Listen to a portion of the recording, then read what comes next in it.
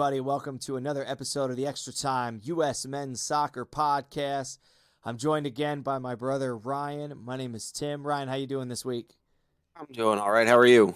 I am doing all right. So, as everybody knows, late last week, had the announcement for the players that are going to be at the December camp for this upcoming Bosnia Herzgovinia game. And Ryan and I are just going to talk for a little bit on some of the players that have made the camp. Ryan, first looking at this list, is there anybody who's not on this list that you either wanted to see or are surprised didn't make it? Okay, so looking at the list, you got a couple guys that you get that experience, that veteranship. So you've got like Matt Turner's on there. That's fine. He hasn't been playing a bunch, so it's not a bad idea to throw him in there, let him get a friendly under his belt if he is going to be replaced by Zach Steffen. But most of the guys are guys that haven't been playing. Couple of the forwards have, like you got Pepe, Zardes. They've been playing relatively frequently in the qualifying games. Ferreira has been coming in the last couple of games, which is nice. But most of the guys you don't see, which is honestly what you'd expect going into a friendly, because you don't, as much as you want to see the same guys playing that have been playing in qualifying games, this is your only chance to see if there's possibly someone you've missed that you want to throw on the roster. So I think it's mostly fine. There's a couple of guys, like I'm not sure why Walker Zimmerman's on there. I think he's been playing fine, very well. I don't think he needs to be in this friendly, but again, they may just have him in there to keep the defense together to show them how they play. Yeah, and that's one of the things that I first thought. Obviously, I look at this roster, and in past USA friendlies, we've seen anything from all of our substitutes that play and a bunch of our starters don't, to the full line of starters, to a bunch of young guys we don't know about. And we have this history of sort of guys coming for friendlies and then disappearing in bigger and more important games. And a couple things that Berhalter touched on in his interview a couple days ago was that, one, some of these club teams just don't release players. They basically just say, sorry, I don't care, you're not going because you're under contract for me, so I'm not going to let you go play for your country. Were there a couple players that affected? I believe so. The other thing that we had to look at was the MLS Cup playoffs are wrapping up. So there were players that were playing that he wanted to keep fresh, players that had finished up, that had been pretty banged up, Daryl DK being one of them. And he just wanted to sort of, let him get a rest. But I do agree with you that I think one of the things we're seeing is some of these players who, like we got a young roster, right? These guys, the average age was 20, right? A little over 20 years old. Yeah. You just throw a bunch of guys on the field, 18, 19-year-olds that never played together, and they don't figure it out in the first 10 minutes, and Bosnia starts to run us over, then you don't get to see what their capabilities are. So you throw guys like Walker Zimmerman, Kellen Acosta, Matt Turner on the field to at least give you guys a chance and some core players to build around. Then you can see what some of those other younger players can do. Yeah, it wouldn't be surprising if, say, Matt Turner and Walker Zimmerman start, and then basically everyone else is someone that hasn't played a World Cup qualifying game yet. So you've got like so you've got like Cardozo, Roldan, Ewell, Booth, Clark. You got all these guys like you don't know, but you've got a good solid in the back to make it so that if these guys make mistakes, we can kind of bail them out, hopefully, to let them figure it out, play around. And then I would bet if it gets late, I don't even think it would matter if the U.S. is losing or not, but I could see it getting into like the 75th, 80th minute, and you might see like Ricardo Pepe come on. You might see Kevin Acosta come on in like the 60th minute, just to bring some of these guys that have been playing, just get them a chance to get out there, play, keep going, and working on all of that as a team. Yeah. And I think that a couple of the guys that are in the roster that are a little confusing to me up front, and it's really just by a number, are obviously Long being in there at 29 years old. And I know Zimmerman's at 29, but he's actually on the roster, right? He's going to be playing in January. He's been playing in all of these qualifying windows. But that was one that really stuck out to me. Christian Roldan reminded me again of what we were just talking about. Just a guy who has experience. If you need to put him on at the beginning, because you don't know how camp's going to go, right, over this next week or so. If the younger guys in the midfield can't figure it out, maybe you're going to have to play a Christian Roldan or a Kellen Acosta just to give your guys a little bit of that glue, holding everything together. But if they do figure it out, maybe Roldan's on the bench, right? Maybe a guy like Yule's on the bench. And they have an outrageous number of caps for their teams. They play through the MLS Cup. Are they the future for MLS soccer? I would argue no. I don't think. I think our time of seeing Kellen Acosta is over. Our time of seeing Christian Roldan, in my opinion, has been over. And then Yule, you and I were talking a little bit before this, has kind of come on and off the scene in situations like this and never really gone any further.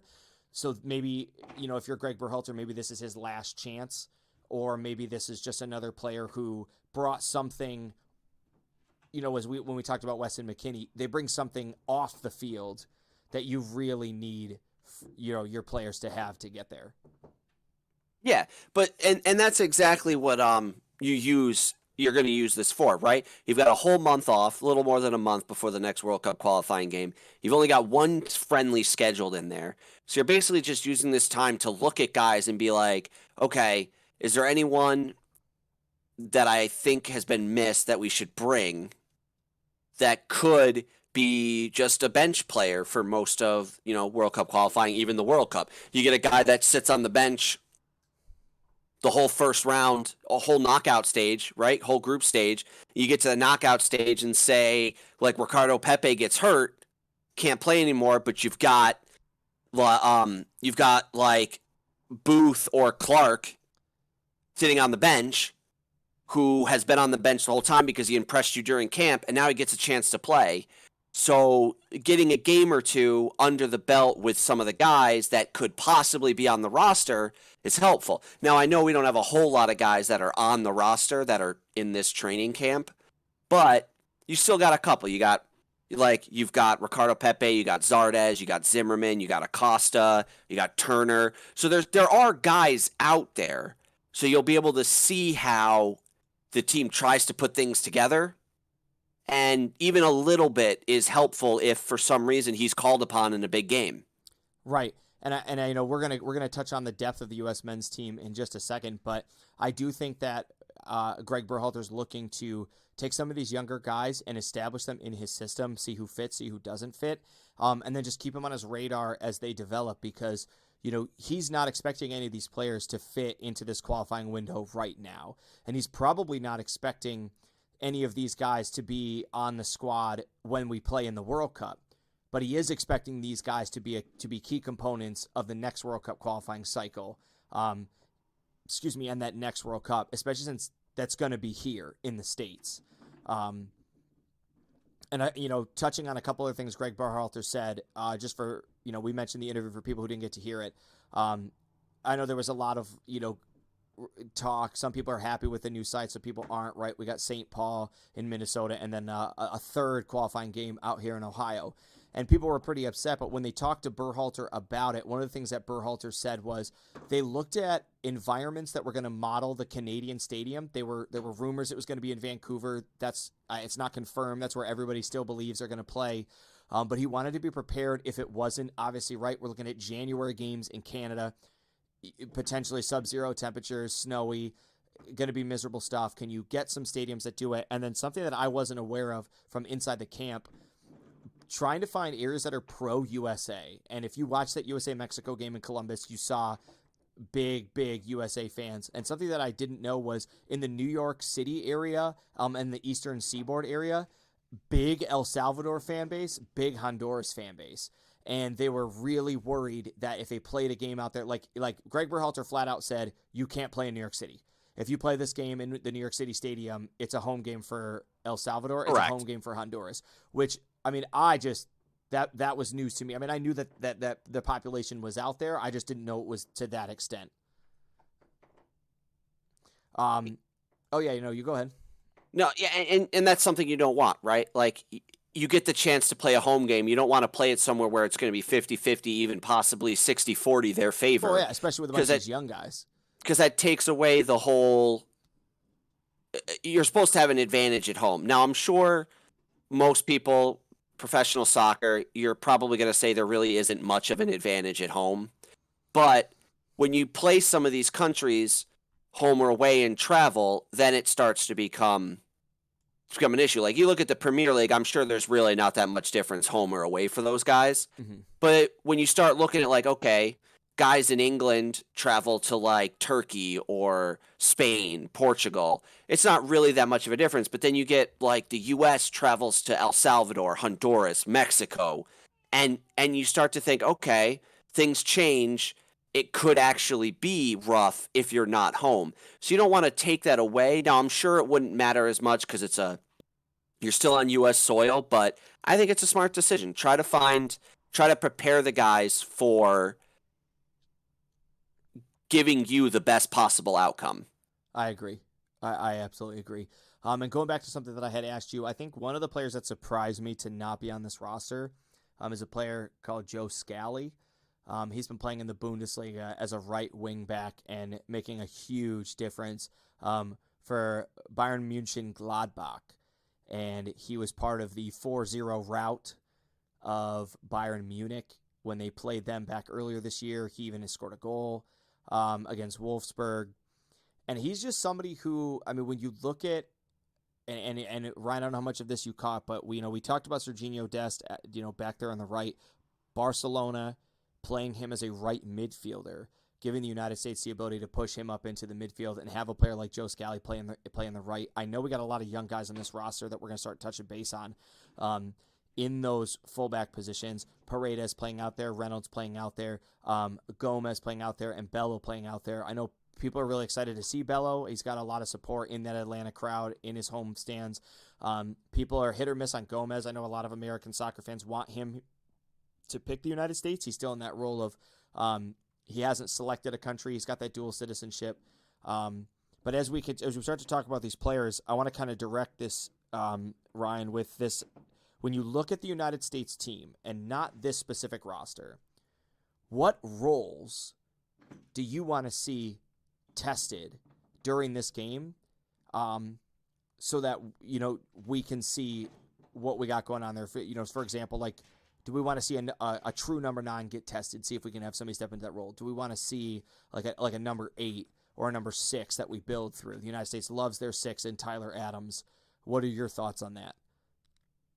I think we need to see, I don't know if it needs to be a number 6 or even a number 8, but I think we just need to see guys that are comfortable with the ball in the midfield and can allow us to control the game in there. They don't have to be able to be built. Like, I don't think it needs to be a number 6 or a number 8. I think we just need a set of guys in the midfield that are comfortable with the ball at their feet, know what they're doing, and aren't, afraid to make the runs, make the passes, and just like fight it out in the midfield, because we've only got a couple players like that. And you touched on one of them. Weston Mckinney is definitely one of those players. He's big, he's strong, and he's not afraid to, get in there and even sometimes get a little dirty, but he's strong and comfortable in the midfield. And I think that's something, like Tyler Adams is pretty good at that too, but I think that's something the U.S. lacks, because I honestly only see those two as the ones that really do that. Now, Buzio, I think, is very comfortable with the ball and does the right things, but I don't think he's got the experience and the playtime yet to know how to really, cement that position and be the strong, don't take anything, push back that you need in a midfielder. Right, I agree. I know you and I are big fans of Gianluca Buzio. A lot of people that you can listen to and talk to, even doing research for this episode, really enjoyed Gianluca Buzio when he had the ball. They really liked his offensive prowess. They like his eyes. They like his soccer IQ. But one of the things, and it's not just Buzio, a lot of the players on this list, people noted they didn't enjoy their defensive mindset. A lot of these players have a lot of room to grow when they don't have the ball, whether that's their shape, whether that's their ground duels, aerial duels, however you look at it. A lot of these players have a lot of room to grow. And I agree with you that, I don't personally believe that we're in trouble if we lose Tyler Adams. I know a lot of people do. This is a pretty big unanimous consent of the USA soccer community that if Tyler Adams goes down, the United States is going to hurt. And I don't necessarily think we're going to hurt in that we don't have another 6, because I just think we're going to have to make a tactics change. Whether the United States can do that or not, I'm not sure. But we have players like Gianluca Buzzi. We have players like Cardozo. We have players like Bassett who we can move the ball through, and they have that ability to get there. Now, is that going to work? I don't know. Is it going to be a strategy that gets us through qualifying? Maybe. Is it going to get us over the edge in the actual World Cup? That is to be seen. I think I mentioned the right back position. I think that's one that I want to see tested. And, I know Ricardo Pepe had moved himself into a pretty considerable position. He started off qualifying really hot. He's kind of fallen off the map. Our offensive third has struggled. We need to see a number 9 in this game, in my opinion. We need to see a guy get the ball, and it could be Pepe. Maybe he comes back alive and does it. I personally think this is a great game for him to start, get his confidence back up, get a couple goals in the back of the net, and get himself ready for that next qualifying window. I mean, even if he doesn't get a couple goals in the back of the net, get some quality scoring opportunities. If the goalie makes nice saves, the goalie makes nice saves. But if you're in the right spot and you play the right ball and you're in that attacking third and you've got the finish and it's well placed and well struck and the goalie makes a nice save, yeah, it might not help entirely with his confidence, but even seeing that would be a huge first step, right? Because the U.S. has struggled there sometimes where the shots we do get aren't the greatest of shots, or it's mishit, or it's like right at the goalie and the goalie doesn't have to make it's just a routine save. Like you're not going to score those. Now I say that, but every so often some of those do go in. I know that, but like if the ball is struck right at the goalie's chest, 99 times out of 100, that's probably getting saved. You might even say 99.9 out of 100. Right. But just getting a nice shot, if it's well struck into the corner and the goalie makes a nice dive and makes a save, yeah, you don't score, but I think just seeing that would be enough to say, okay, the guy's got a bit of a stride back, and that's what we're looking for there. He might not score, but we're looking for his ability to just be dangerous in that offensive third, and that's something, as you said, he is kind of slowing down since the start of it. And to put it in perspective, like Pulisic missed 6 games? Yeah.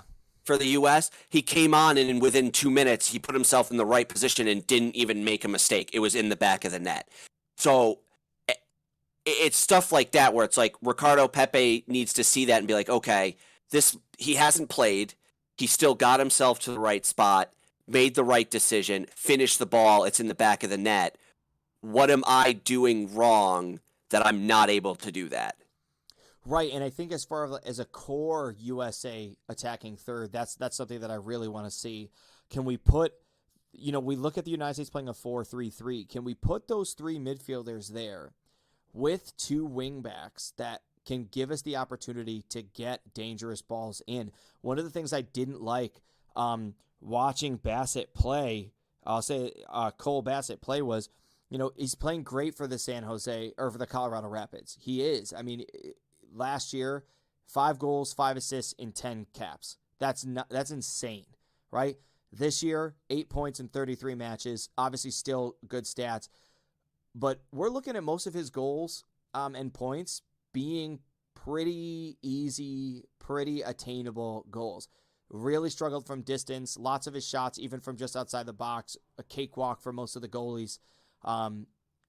And I agree with you, like, we got to have dangerous chances. Can we put some guys in the field that can create dangerous opportunities that start to light the fire under the rest of the players and give us this idea that we can do this, so that we have guys like Ricardo Pepe, if Clark plays up front, Clark, if Ferreira gets a chance to play, walking off going, I can make a difference, I can make an impact, and I should be hungry. I should be hungry to get some goals. Yeah, because it might not even, it might be as simple as just, work a little harder, finish your runs, and just be a little stronger on the ball. It could be as simple as that. Like we saw it in the Jamaica game with Timothy Weah.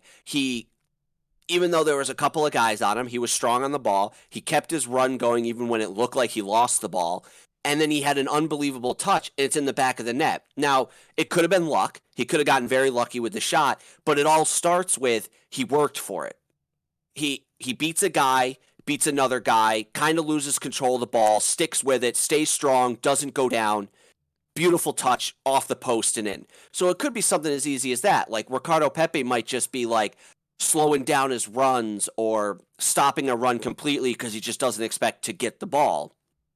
And it's things like that where it's like, okay, I get you're young. It's a, you know, you don't have the experience, but finishing those runs could be the difference. Goalie can make a save, drop the ball, it's at your feet, easy goal. Now, yeah, it might not get your confidence up because it was no one in their right mind would miss it. You're inside the 6, unmarked, goalie's down.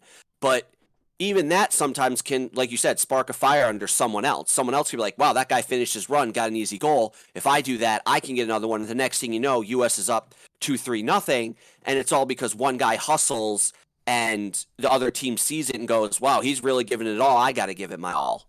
Right.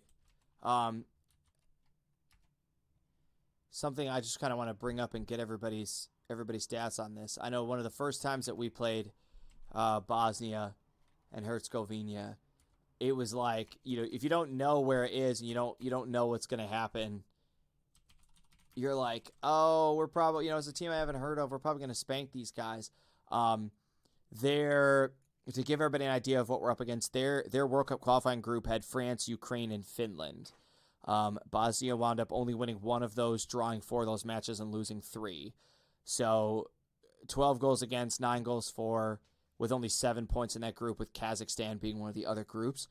Finland was okay. The Ukraine played really well, and obviously France was really good. So is this going to be a team that, you know, is going to just roll over and die? No. But yeah, it's probably going to be like a Panama Costa Rica type game where, yeah, it's expected the US should come out on top, but it's a friendly. So we're playing guys that like don't play a lot of games. I'm sure Bosnia and Herzegovina will be as well. But at the same time, it's a team where you can't underestimate it. If we go in there thinking the US is going to smash them, it's very easy that the US loses. Though it being a friendly, I most likely, like if I had to pick right now, I'm going to say it's probably going to end in a draw, either 1-1 or 2-2. Well, I think another thing we have to take into consideration in this is the United States is still in its World Cup qualifying window. Bosnia is done now. So Bosnia is already in the rebuilding phase. So I would expect to see probably a B minus team or their C team. And I think that this plays a pretty big factor in the players that Greg Berhalter has brought in, right? You know, his coaching staff knows Bosnia didn't make it. They're in the rebuilding process. Anybody who's not going to be playing in their next World Cup window is not playing. They're going to be gone. So we're going to see a lot of their younger talent, and it's worth pouring all of our younger talent onto the field. And I honestly think this gives a lot of other players a chance to see some playing time. I know, remember, this is a friendly with 6 subs. We're probably going to see a bunch of subs at halftime. I wouldn't be surprised if some of these 18, 19-year-old guys split playing time. If, for instance, if Pepe played the first half and Ferreira played the second half, if Matt Turner played the first half. And then out of the goalies, honestly, I don't think we're going to see I don't think we're going to see Pulskamp. I think we're going to see Slonian. And I know that feels weird, but no, that was my thoughts exactly. He's a lot younger, not a lot younger. He's 3 years younger, but he's younger. He probably this would be a good time to see what he's got.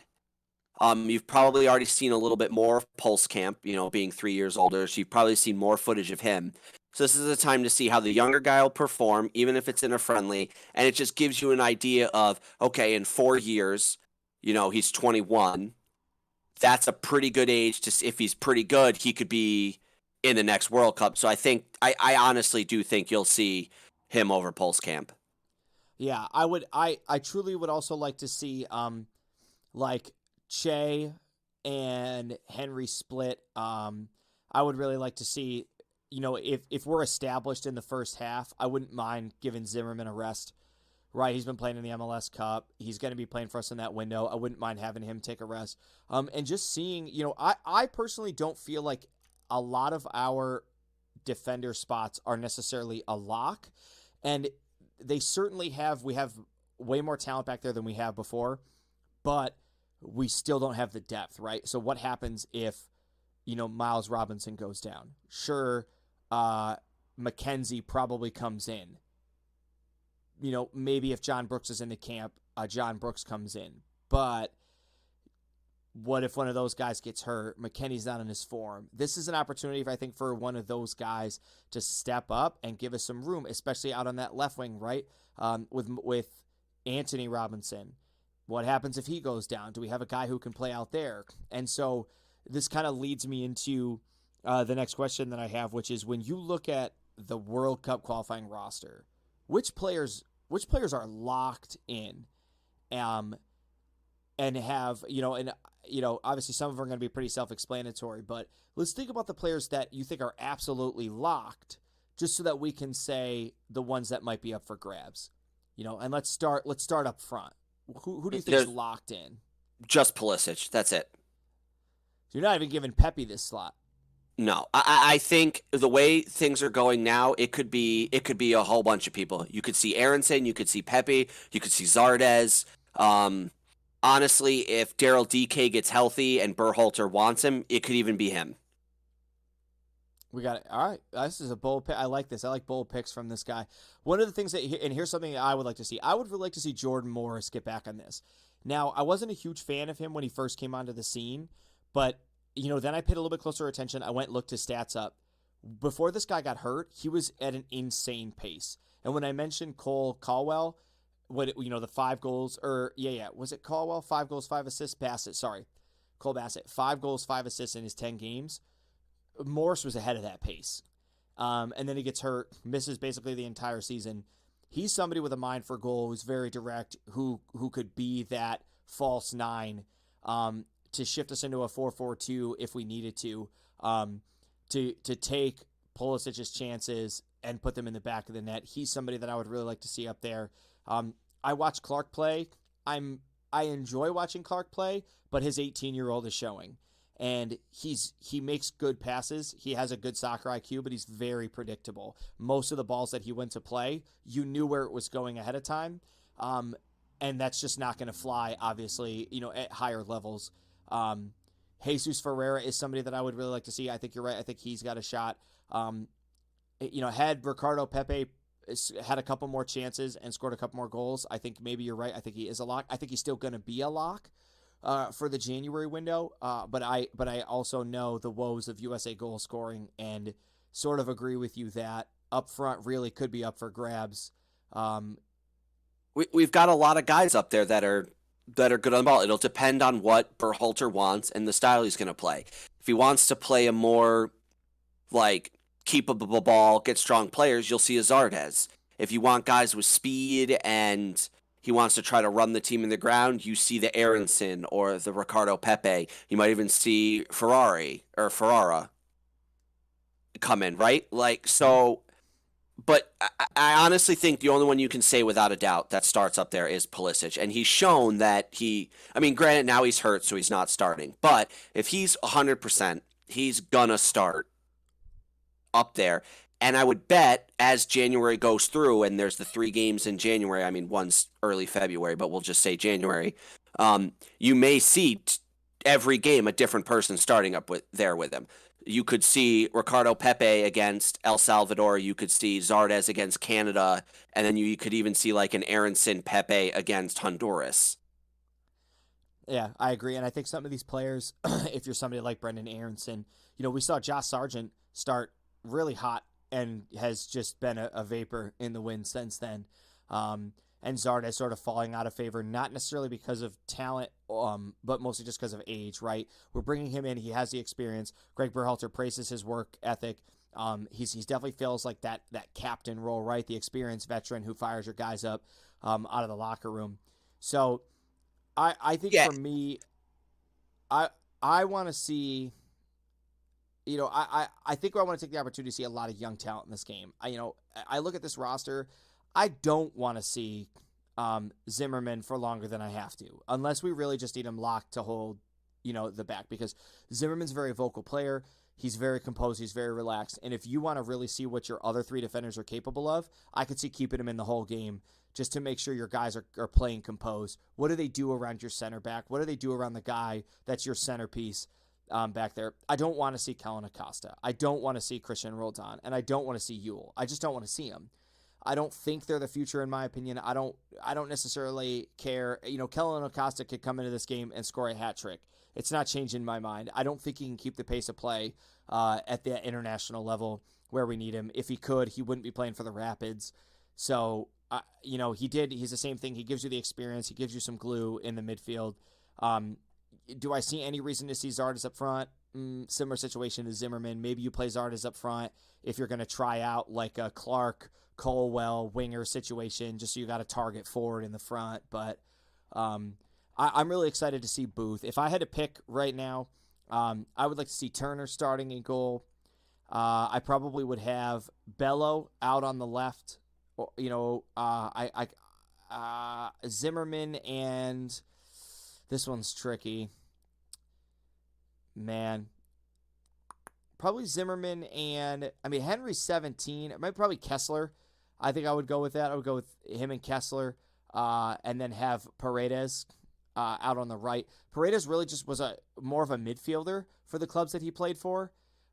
So I think that makes a little bit of sense if Berhalter wants to keep that strategy. I would really like to see Cardoza and Bassett in the midfield, and I would awkwardly like to see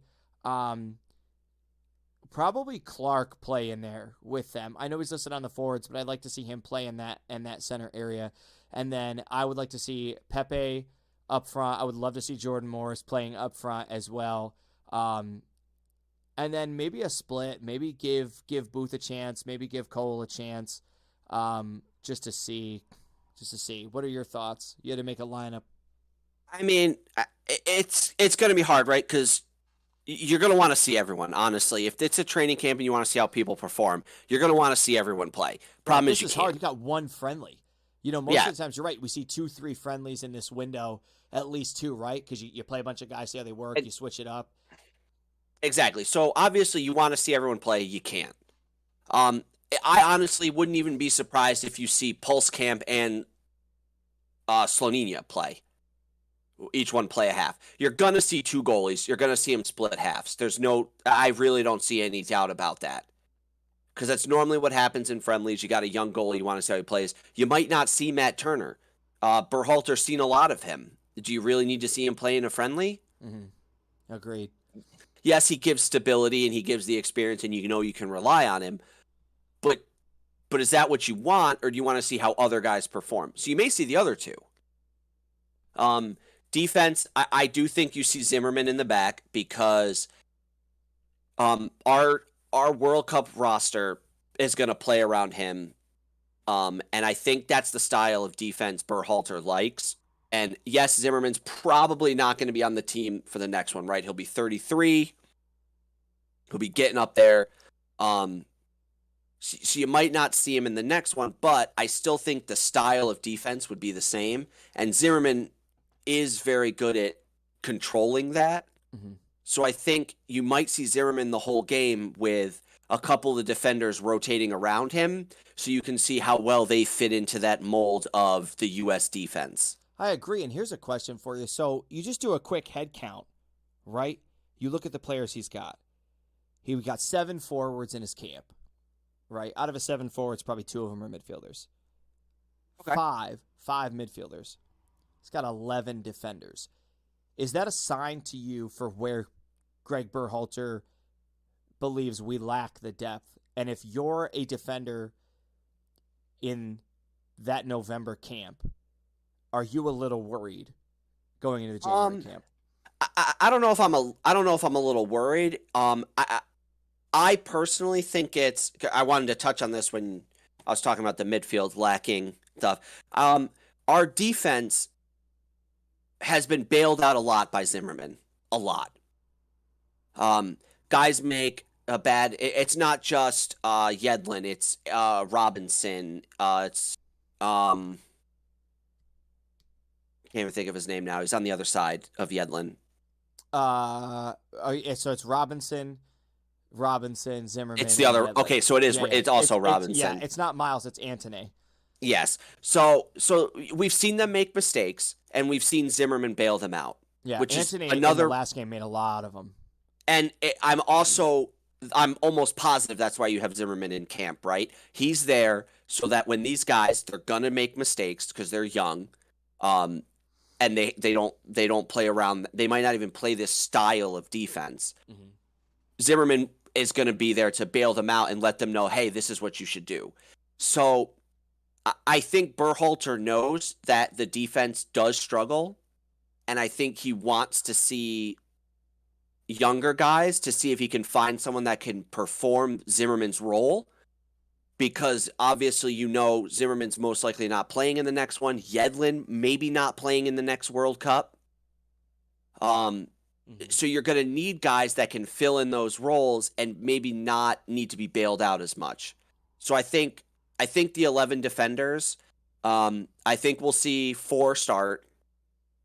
And I wouldn't be surprised if 3 of the 6 subs go to defense. Yeah. And I wouldn't be surprised if the first half it's 3 guys and then the second half it's a different 3 guys around Zimmerman. They might even take Zimmerman out or take Zimmerman out, leave one of the guys on there and have him play Zimmerman's role and see how well he can hold the defense together. I agree. And I think whether, we start one way or the other way, one half is probably going to be a more defensive minded set of guys, and another one is going to be some offensive minded wingbacks. I completely skipped over Justin Shea. I changed my mind on who I would have start next to Zimmerman, and I would really like to see Justin Shea start next to Zimmerman. Just touching on Bello really fast. So Bello, Atlanta, Miles Robinson, Atlanta. If you got a chance to catch their playoff game against NYCFC, I have never seen a defensive squad look so lost in my life.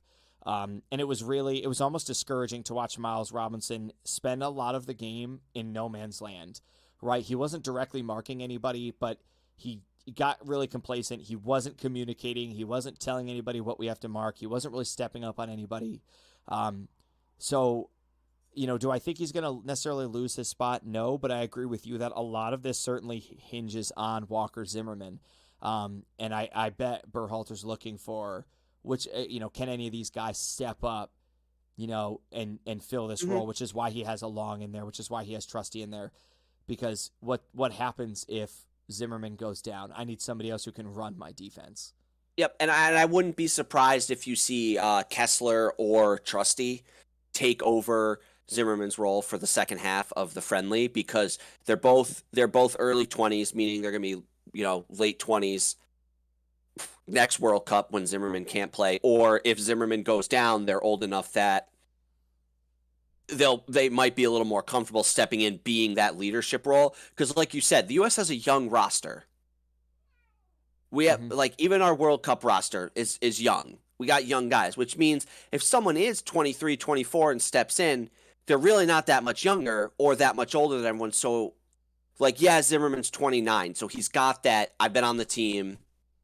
I've got the experience. Guys listen to him, right? Right. But you could have a guy step in that's 23, and guys could be like, oh, he's only a year younger than me. He's still been playing. Right. It's not as intimidating where if you say, oh, Henry, get in there, you're 17, this guy's 25, but you're in charge. Right. So I could see Kessler, I could see Trusty, I could see Long, but I don't think it'd be Long, just because he's also most likely going to be out come next World Cup. I agree. And it's crazy to think that you look at this roster, we're basically about to play the U20 men's team with a couple other guys. It very much looks like an Olympic U.S. team, which, you got to note, for all the criticism it got, the U.S. men's Olympics team has historically been awful. I mean, yes.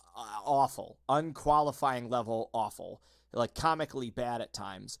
So there, we also have to kind of use this opportunity to potentially break this mold. This is a squad that looks like a U20 team. It's definitely a U23 team, and it is definitely an Olympic team, right? It has the couple other players you're allowed to bring along. It fits the age bracket.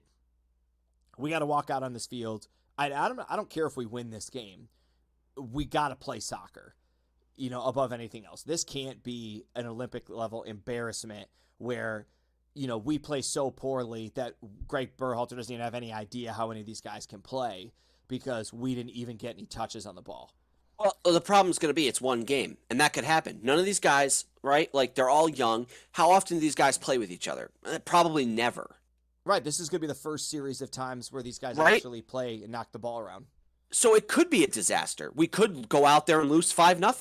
Mm-hmm. And unfortunately, that will give Berhalter nothing. But even in the game, even if we lose 5-0, I'm sure there will be moments that Berhalter will see, whether he goes back on the video, the tape, and watches it, that will give him good enough information or enough information to make at least a generalized idea of how guys would play. If you watch a guy and he always gets beat at the same side, you understand, okay, I can't have this guy, right? Like, he's just going to lose. But Right. it could be a disaster. They could walk out there and just get absolutely blown out. They could walk out there and click really well, and Berhalter could get a lot of useful information, but you never know. Right, you don't know. I mean, I, for one, closing this up, I'm excited to see a bunch of young guys in the roster, even if it's for nothing more than just to get them involved in the cycle, to put them on the squad, and to say, welcome to the club. I'm excited to have you over the next couple years. I'm excited to at least give you a shot and put it in your mind that you can be part of the next World Cup squad, like you had said. And, I'm excited to do it. I think the Rents are going to be out with me during that game, so we might have another person joining us for that podcast, but we can get Dad in here to give us his thoughts after that, because he'll probably be out here with me. To give everybody a little bit of a spoiler, Ryan has a topic for our next week's conversation. We were going to do it this week, but with all the news of the roster coming out, we are going to wait until next week to cover it. But Ryan's got some interesting ideas for the VAR system and how it can be reworked. So make sure you guys tune in next week so you can hear all about that discussion. And you can get tuned in for that. I want to thank everybody for listening. Ryan, do you have any closing thoughts? Yeah, let me just finish. I didn't get to put my team together here, so I'm going to finish putting my team up and just give that rundown. So That's true. I'm sorry about that. I didn't mean to cut you off. That's okay. So I think we see, out of the 3 goalies we might see, it's possible any of them could play. So it's going to be hard to pick a goalie.